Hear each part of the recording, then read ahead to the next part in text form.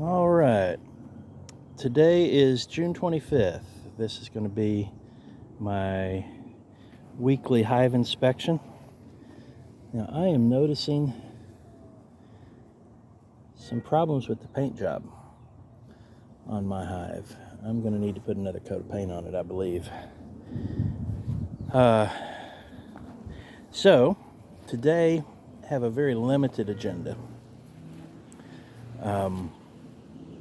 I have to ask myself every time I come out for an inspection, why am I doing it? What am I looking for? Because the truth is, when they're doing well, the bees don't need me. And if I go in and pull apart every frame in their hive every week, it causes them extra work. They go back and they reseal it. If there's cross combing, they may have to repair some damage. And so then the question is, each time, how far do I go and why do I go there? Let me show you some things I did on the hive, by the way. I've got hinges there now.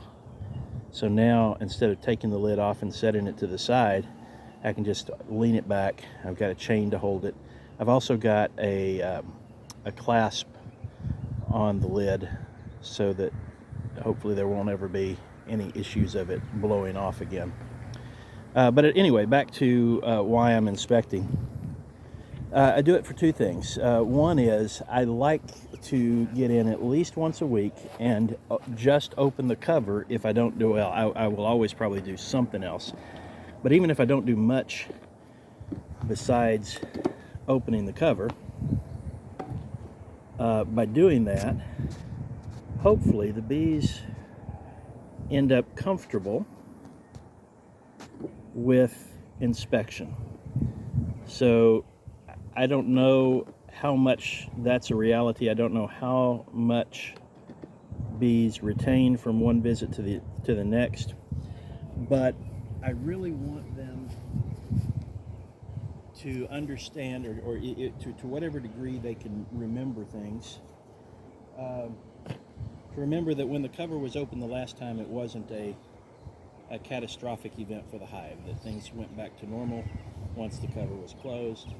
I think maybe that will contribute, regular inspections will contribute to them being a little bit more docile than if I neglected them completely.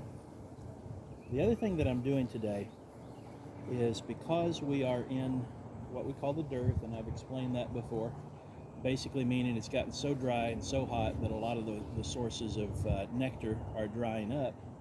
I want to make sure that they continue to have enough sources of food so that they can continue to grow, continue to get ready for winter without the need for me to feed them. Now this is worth showing you. The bees are getting a little warm, and they're also getting well populated. And so when all these bees are clustered over the brood, it can keep the brood too warm. So they're coming down to these spaces outside of the brood chamber so that their body heat doesn't overheat the brood. Now that's going to make it a little bit challenging to me, because I need to remove that board in order to make a little more room for the inspection. I'm also told that this time of year they are likely to be a little more defensive than usual. So I'm going to see if I can move the board without making them too angry. And then I'll look at just the resource frames just to see how we're doing on food. I'm also looking at the cloth that I put in to trap hive beetles. This is a Swiffer insert, and I do see a couple of hive beetles that have been trapped. I don't see any bees that are continuing to be trapped. And as I just look around here, I don't see hive beetles running around.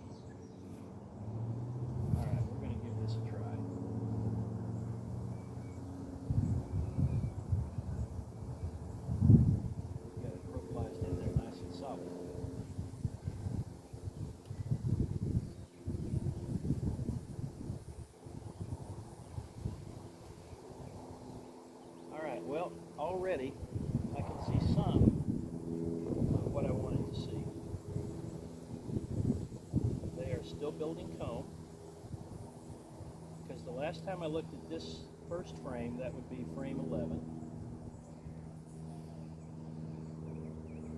The last time I checked it, it was just foundation. It had no comb built out on it.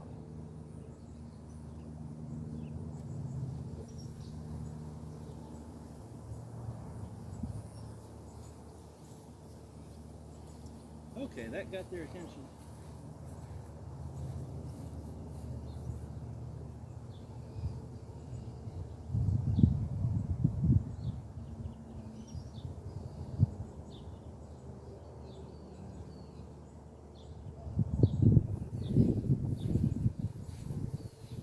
What happened there, I think I'm going to put my hat on. What happened there was I was using my hand to move the divider board, and as I did so, the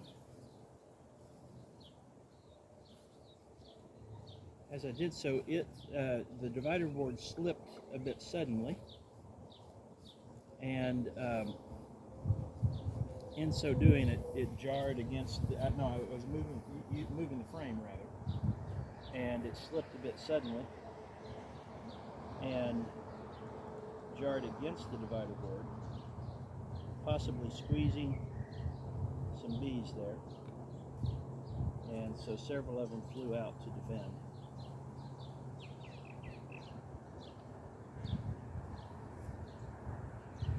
All right, and here is frame 11, and it has, for the first time, it's been drawn out to a significant degree. So they're not putting anything in here yet that I can see, which I wouldn't expect, but they are continuing to draw it out, which means that I understand that it is the carbohydrates in their diet that stimulate the wax production. The carbohydrates would be the nectar. So the fact that they're still drawing out comb reassures me that they still have sufficient resources coming in.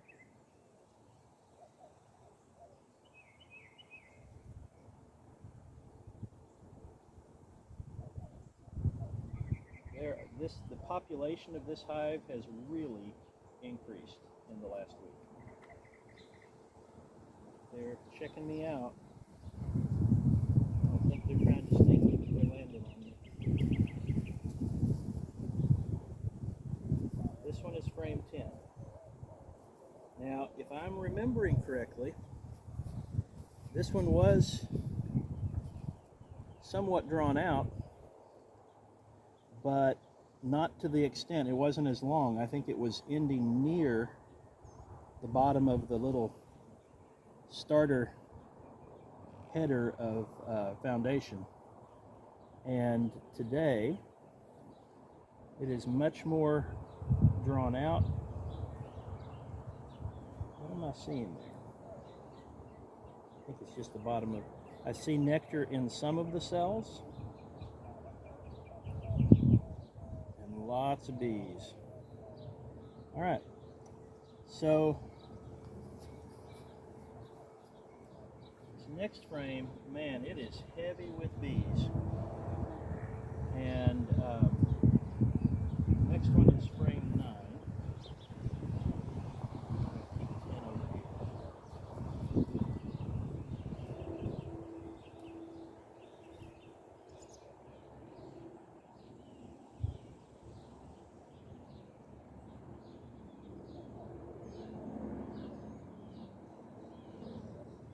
Little bees. No, I'm just going to give you space.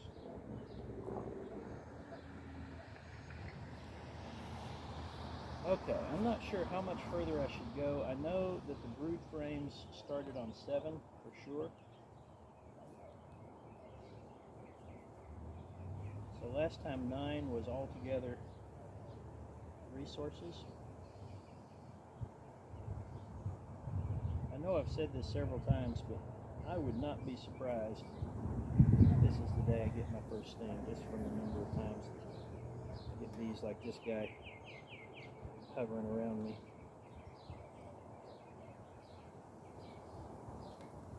I'm not inclined to walk away from every one of them. We'll see. One on my glove.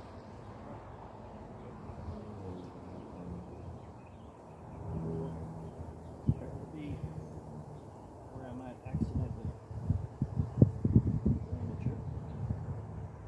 Alright, now just for the record between inspections, this one is frame 9 and it's heavy. It's got capped honey a little bit at the top on this side. Let me get a different grip and I'll look at the other side. So got a little bit of capped honey here, a lot of cells that are being drawn out more fully, and a lot of nectar in the cells that aren't yet capped. Oh, and on this side, which you've already seen, it is capped all the way down to like a third of the full frame, more than half of the drawn out volume. And the next frame I see, probably half of it is capped honey too. So that's enough. I've now seen enough to know that these guys are not in need of sugar water at this point. Very happy to know that. Didn't really want to start feeding these bees again. Now, what's the difference? Why are my bees doing okay this time of year when I'm hearing a lot of concern from other beekeepers? Well, we're in town, and a lot of people water their lawns, water their gardens, water their trees, and all of those can be ongoing sources of nectar, even in the heat and the drought.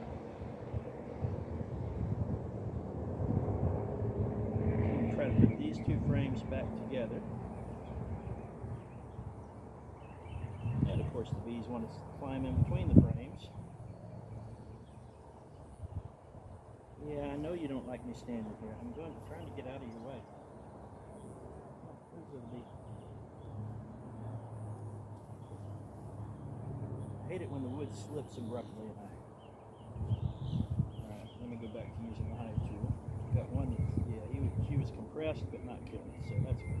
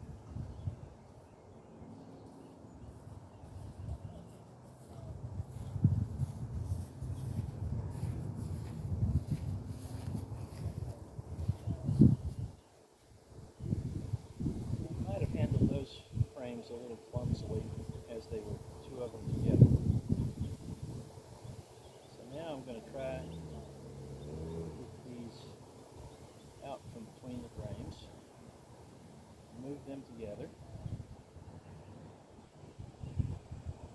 And then, a much bigger challenge is that there's a whole bunch of bees between these two frames and the next one. There. Oh, they're all over me. I'm saying, go away, just leave us alone now. I'm trying. I thought I didn't need smoke today because I wasn't going to do much.